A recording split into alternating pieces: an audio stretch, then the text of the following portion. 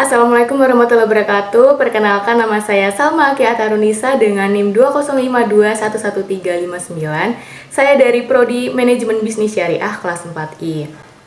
Di sini saya akan mempresentasikan jurnal penelitian saya yang berjudul Pengaruh Biaya Tenaga Kerja Langsung dan Biaya Overhead Pabrik terhadap Produksi Kemasan Plastik CV Putri Utama Ples Karanganyar.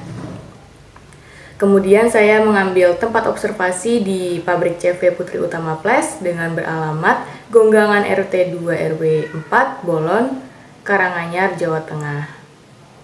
Kemudian untuk selanjutnya ini terdapat bukti dokumentasi. Yang pertama ada dokumentasi BTKL atau biaya tenaga kerja langsung. Dan di sini mungkin dari fotonya terlihat tidak terlalu jelas, tetapi di sini terdapat 5 tenaga kerja yang langsung terjun di bidang produksinya, karena definisi dari BTKL itu sendiri adalah karyawan yang terjun langsung pada proses produksi.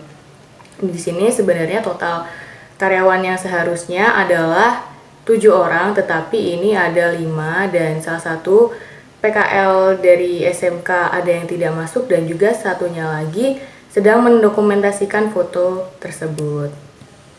Yang selanjutnya ini ada dokumentasi BOP atau biaya overhead pabrik. Di foto sebelah kanan ini terdapat mobil yang digunakan untuk pengiriman barangnya ke customer, sehingga ini nanti akan mempengaruhi di bagian biaya pengiriman. Kemudian yang di tengah ini ada 2 mesin, dan juga yang foto paling kiri ini ada ruang meeting yang terdapat AC-nya. Dan dari ketiga ini nantinya berpengaruh pada biaya listrik, dan juga tentunya ini terlihat ada lampunya yang juga mempengaruhi biaya listriknya. Dan juga kemudian untuk bagian mesin ini nantinya akan berpengaruh juga pada biaya pemeliharaan mesin dan juga biaya tenaga kerja tidak langsung, yaitu bengkel mesin atau teknisi mesinnya. Seperti itu. Kemudian untuk latar belakangnya, pada proses produksi sebuah perusahaan manufaktur ini terdapat 3 biaya. Yang pertama yaitu ada biaya bahan baku yang mana sudah dijelaskan pada tugas yang sebelumnya. Kemudian ada biaya tenaga kerja langsung dan juga biaya overhead pabrik. Dan biaya tenaga kerja langsung seperti yang sudah saya sampaikan pada dokumentasi tadi adalah biaya yang dikeluarkan untuk karyawan yang terjun langsung pada proses produksi. Kemudian untuk biaya overhead pabriknya itu sendiri adalah biaya yang dikeluarkan selain untuk produksi. Seperti itu mudahnya. Dan salah satu jenis perusahaan manufaktur ini adalah pabrik kemasan plastik seperti CV Putri Utama Ples. Dan perusahaan manufaktur ini memproduksi berbagai kemasan plastik dengan berbagai jenis plastik yang digunakan pula. Itu ada HDPE, PP, PET, dan jenis plastik lainnya. Dan juga dalam menjalankan bisnis ini perlu perhitungan akuntansi, khususnya bagian biaya tenaga kerja langsung dan juga biaya overhead pabrik, yang kemudian apabila sudah diketahui maka akan lebih mudah dalam menjalankan bisnisnya. Kemudian bagian isi ini yang pertama ada total biaya tenaga kerja langsung per bulan CV Putri Utama Ples.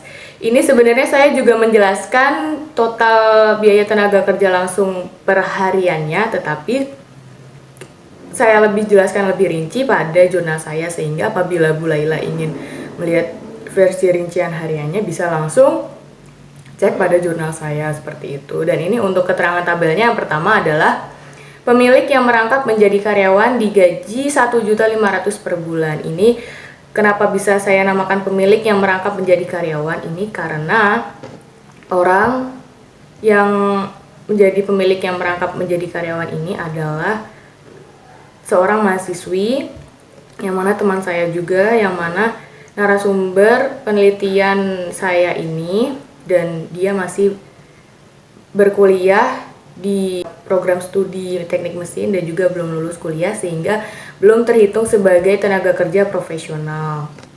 Tetapi perusahaan ini sudah atas nama dia karena ini adalah perusahaan milik bapaknya, begitu. Dan kemudian selanjutnya uang makan ini ada 20.000 per hari. Ini sebenarnya bagian poin ini fleksibel karena tidak setiap hari siswa SMK yang sedang PKL itu datang ke pabrik. Jadi kayak hanya apabila mereka datang saja. Jadi dikasih uang makan seperti itu. Dan juga kemudian ada uang kos, ini juga saya tulis opsional dengan nominal 380.000 per bulannya. Ini juga apabila terkendala jarak gitu. Jadi apabila siswa SMK yang sedang PKL ternyata terkendala jarak, maka difasilitasi kos tersebut. Jadi untuk bagian siswa PKL ini tidak mendapatkan gaji pokok tapi mendapatkan biaya makan dan juga kos apabila diperlukan. Seperti itu. Dan kemudian biaya uang lembur dalam kurung fleksibel dibayarkan 30.000 per jamnya. Ini lagi-lagi karena masalah pabrik masih terbilang baru, jadi jam lembur juga masih belum menentu, sehingga saya tidak masukkan ke dalam tabel karena perhitungannya juga beda-beda karena belum ada acuan jam lemburnya berapanya gitu, jadi tidak bisa saya masukkan dasarnya. Dan kemudian ini ada karyawan dibagi menjadi 2 shift. Yang pertama ada shift pagi jam 8 sampai jam 2 siang, kemudian shift malamnya ada jam 2 siang sampai jam 10 malam. Dan poin terakhir, pembayaran gaji karyawan biasanya setiap hari Sabtu, sedangkan pemilik yang merangkap menjadi karyawan tadi dibayarkan setiap bulannya. Jadi untuk yang karyawan tetap yang berjumlah 2 orang itu dibayarnya 360.000 per minggu, sedangkan yang pemilik yang merangkap menjadi karyawan tadi ini dibayarkan per bulan dengan nominal seperti yang ada di tabel seperti itu. Kemudian untuk yang selanjutnya ini ada tabel perhitungan biaya overhead pabrik pada CV Putri Utama Ples. Ini yang pertama ada bahan penolong yang berupa plastik stretch film dan juga box kardus yang digunakan untuk pengiriman kemasan plastik nanti pada customernya. Dan itu merupakan jenis biaya variabel dengan total Rp3.632.500. Kemudian yang selanjutnya ini ada biaya pengiriman. Ini sebenarnya fleksibel karena biasanya lebih sering menggunakan ekspedisi dan juga biayanya ditanggung oleh pembeli. Tetapi apabila biaya ditanggung oleh CV Putri Utama Ples, maka per bulannya ini menghabiskan 100.000 seperti itu, dan ini termasuk biaya variabel. Kemudian yang selanjutnya ada tenaga kerja tidak langsung atau bengkel mesin tadi atau teknisi mesinnya. Itu dalam sebulannya melakukan 3 kali reparasi. Dan sekali reparasinya ini menghabiskan 250.000, sehingga jika ditotal ini menjadi 750.000 dan termasuk biaya semi variabel. Kemudian poin selanjutnya ini ada biaya listrik yang terinclude-nya itu ada AC dan juga mesin-mesin produksi dan juga lampu tadi. Dan dalam sebulannya ini menghabiskan totalnya 4.150.000 dan ini termasuk pada biaya semi variabel.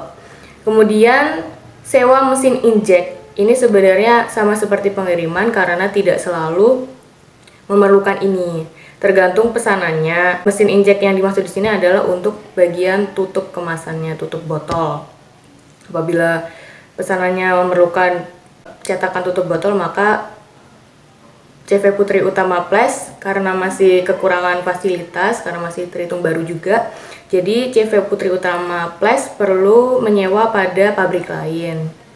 Dan ini saya karena berdasarkan data bulan Januari 2022 dan pada saat bulan itu mereka menyewa mesin injek, jadi saya masukkan ke sini dengan totalnya Rp9.100.000 dan masuk ke dalam biaya semi variabel. Kemudian untuk yang selanjutnya ada pemeliharaan mesin dengan total Rp300.000 dan masuk ke dalam jenis biaya variabel. Dan selanjutnya poin terakhir ini ada perawatan website, dan websitenya itu adalah www.putriutamaples.com. Itu keterangannya ada sewa domain dan juga web server. dengan keterangan harga yang sudah tertera pada tabel dan totalnya 375.000 per bulan dan masuk ke dalam biaya semi variabel. Jika dikalkulasikan semuanya totalnya berjumlah Rp18.407.500. Dan ini tiap-tiap poin biaya overheadnya sudah saya jelaskan lebih rincinya. Dan apabila Bu Laila ingin melihat lebih rincinya, maka bisa langsung cek pada jurnal saya seperti itu.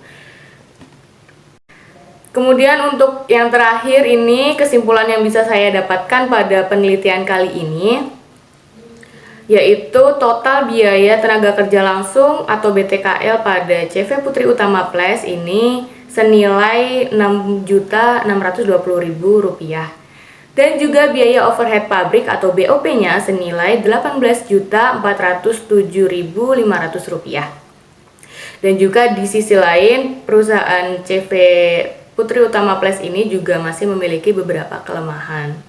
Antara lain, ini kurangnya jumlah tenaga kerja jika dibandingkan dengan banyaknya skala produksi yang dihasilkan tiap bulannya.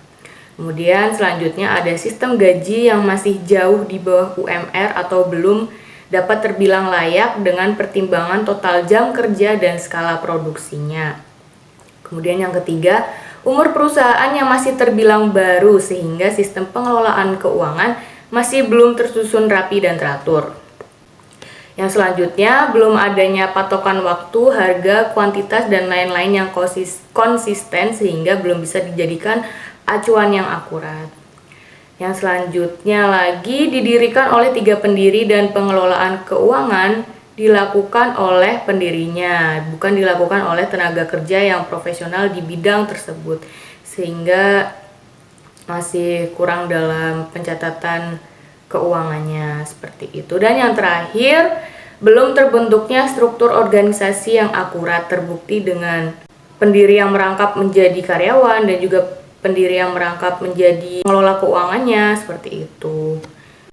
Dan sekian presentasi dari saya terkait penelitian biaya tenaga kerja langsung dan juga biaya overhead pabrik. Apabila saya masih terdapat banyak kesalahan, saya meminta maaf yang sebesar-besarnya. Akhir kata, terima kasih. Wassalamualaikum warahmatullahi wabarakatuh.